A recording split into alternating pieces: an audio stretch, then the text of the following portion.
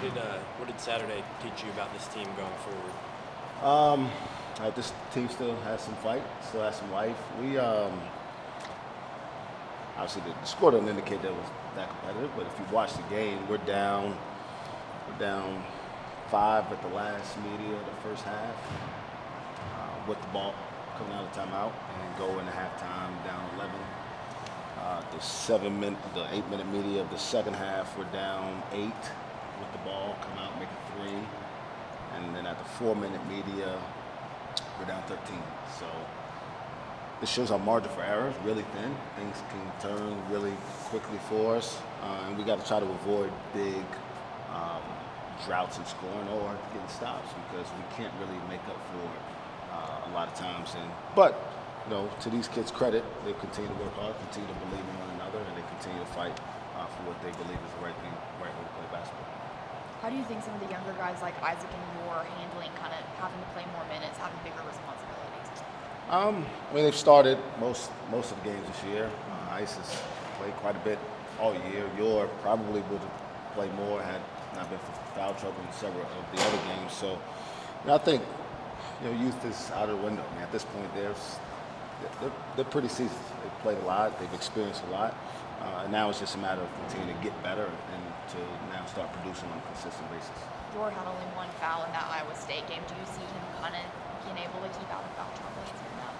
Yeah, I mean, part of it is we played differently. We probably played more zone in that game than we have in any of the other 50-some-odd games in my head coaching career so far. And it's something that's necessary right now. To try to protect him. We need him on the court as much as possible, but we can't necessarily pressure run as much as we can when you have more bodies. So just out of necessity, we're playing a little bit more protective defense and aggressive defense, and that certainly has helped him. What has the practice adjustment been like coming into that game? Today's really the first day to kind of know. I mean, last week was just, I'm glad it's this week, put it that way. I woke up yesterday feeling pretty good that a new week had come and I survived, right? And today's will be the first day. That stuff's over. This is the team we've got. We'll have a couple guys from last week's tryout that'll start to help us. Very, very basic stuff. I mean, kind of semi-practice squad, help us prepare, give us a look of what we'll see in the games as much as they can. We certainly don't expect it at this point to go any further than that, but we'll see. How many of those guys did you end up inviting to practice? I think there's 5 or 6. I don't know the exact number. I'll check here in a little bit when I meet with them. But there's a lot of things that go into it. You got to make sure that eligibility-wise everything checks out, health-wise everything checks out. The class schedule. They didn't plan to be on the team, right, or to be practicing. And so those things kind of, we'll see. We'll see how it goes. But I think 5 or 6 of them were called and asked to see if their schedule worked, if they could be able to practice. You said that it's pretty much going to be strictly practice squad, but since those guys are here helping the team out, are you going to allow them to dress out for games and just sit on the bench? I don't know if I've thought that far yet, to be perfectly honest. I mean, I'm just day to day, man, trying to, at this point, make sure our guys that have been here and have gone through kind of the depletion of our roster in a lot of ways, still feel good about the way we're preparing them for games. And so, if there's a kid that comes out here and I think over a few practices he can help us, I'm not opposed to it. I just don't see that scenario right now. Did it surprise you at all what you got at that tryout? Or yeah, I was floored. We practiced back here at I can't remember exactly what time, and the tryout was set to start at 6. So I went in just to kind of decompress from practice, and I heard kind of a ruckus. I didn't really but it was about 50 people show up here, and we didn't announce it until about 10 a.m. that morning. So, and it wasn't like you could just show up and do it. You had to kind of go through a process to even have the opportunity. So it shows me that people love Oklahoma State basketball. Now, obviously, some kids feel like, hey, I should have been out there all along, but that you can get that many people to go through that many things to even have a chance to be a part of your practice. And I was up front with them about what to expect. Just shows that this program still has a lot of respectability. and it's the reason we still feel confident that we can build it to be a champion. Was the quality of players about what you expected, or some kind of surprise there? I mean, I don't know if I had an expectation. I mean, I certainly wasn't expecting Neon Bordeaux to show up, right? It'd been nice if Shaq was in there, but he wasn't. But you know, you get kids who play high school, competitive high school basketball, who have an understanding of basic basketball. You know, you can't run with the ball. You know, you try to shoot it in the orange hoop. I mean, just really simple things that we try to pick up. And really, to be perfectly honest, we're just trying to be able to manage practice.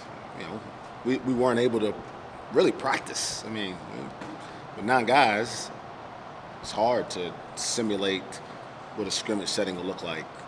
So we'll be able to do that a little bit more with more bodies involved now. How much on Saturday did your schedule change, having to adjust to flying out that day? I mean, it changed quite a bit. We weren't able to get on the court at all up there. We usually, even if we don't necessarily go the night before, we're able to go in the gym, that is. We're able to get in the gym the day of the game and at least get familiar with the arena, whatever those things are. And we weren't able to do that. Now, that's no excuse. I mean, again, we played decent basketball. We didn't play well enough to win. But that happens. You know, you play one sport, you travel, and weather sometimes comes into play. But it definitely affected our schedule. But these kids are resilient. I don't think it affected their play at all. How did the numbers affect your management of the game? You know what? I don't know if I felt I didn't really know how to think about it. Never was in a situation where this is all you have, right? I may have only played that many guys. And what you figure out is, you know, guys are capable of doing more than you think. Again, I wish Yor had been out of foul trouble more often early in the year.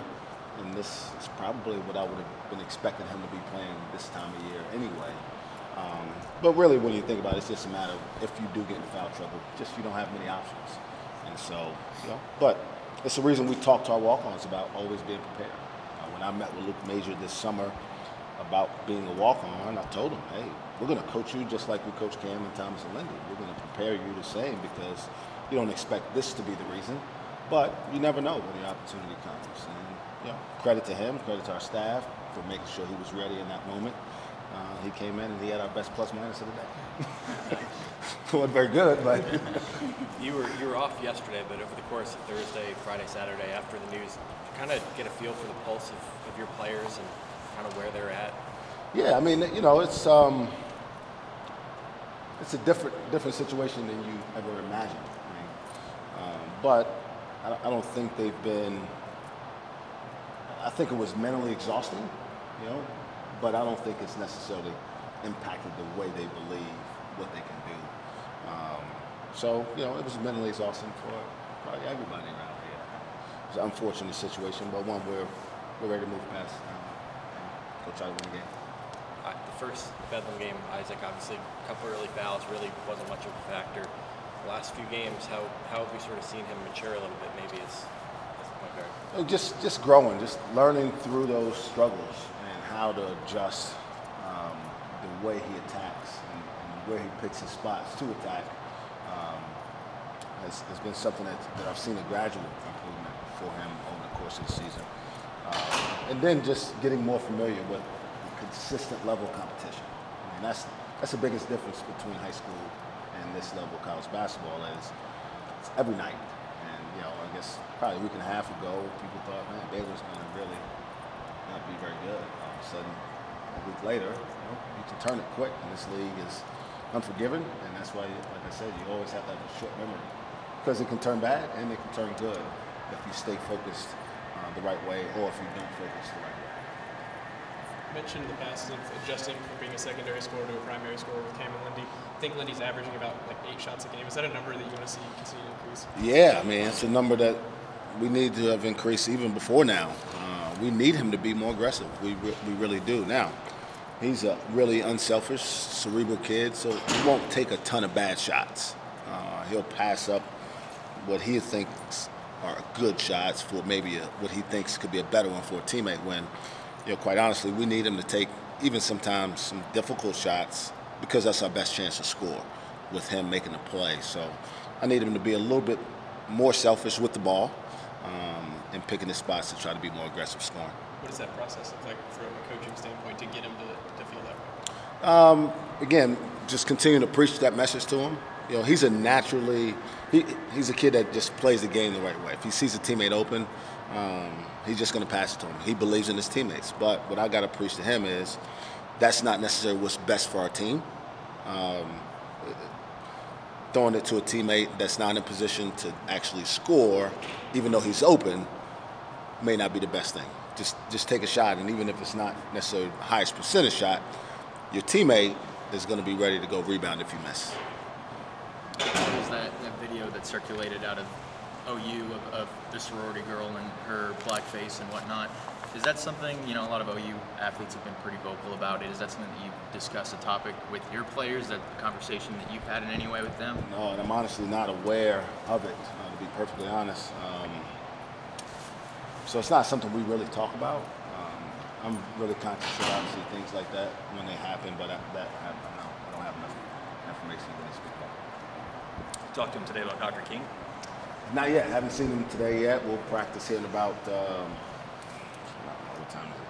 30 minutes or so. We will talk about him because it's important that they understand how important that legacy was, how selfless of a person he was, that he would ultimately sacrifice his life so that all of us could have better opportunities now.